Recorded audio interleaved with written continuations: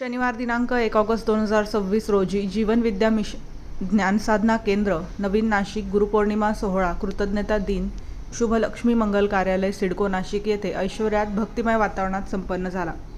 या कार्यक्रमास नगरसेवक राजेंद्र महाले, नगरसेविका पल्लवी गणोरे, समाजसेवक राहुल गणोरे, श्री सोपान बोरसे आदी मान्यवर उपस्थित होते।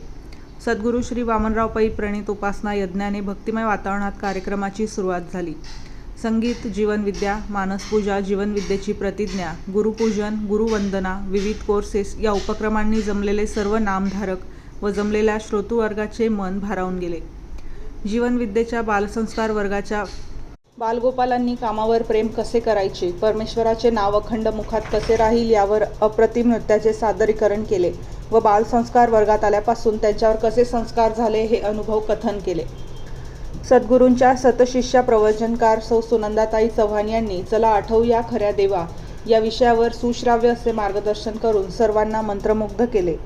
हे जग सुखी राहावे, हिंदुस्थान हे राष्ट्र पुढे पुढे जावे हा सद्गुरूंचा संदेश सर्वांपुढे ठेवला। ज्ञानेश्वर महाराज, तुकाराम महाराज इत्यादी संतांचे दाखले देऊन गुरु शिष्यांचे महत्त्व, सद्गुरूंचे महत्त्व पटवून दिले।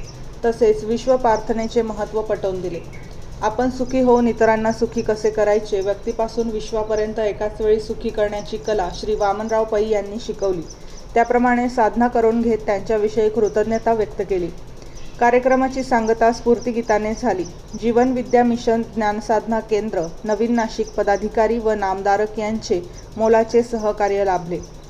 कार्यक्रमास परिसरातील नागरिक, नामधारक, पदाधिकारी मोठ्या संख्येने उपस्थित होते।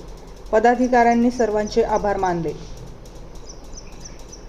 निर्भीड ज्योत न्यूजसाठी प्रतिनिधी निलेश शेकोकार, नाशिक। आमच्या यूट्यूब चॅनलला सबस्क्राईब करा, लाईक करा, अशाच नवीन बातम्या आपल्याला पाहायला मिळतील।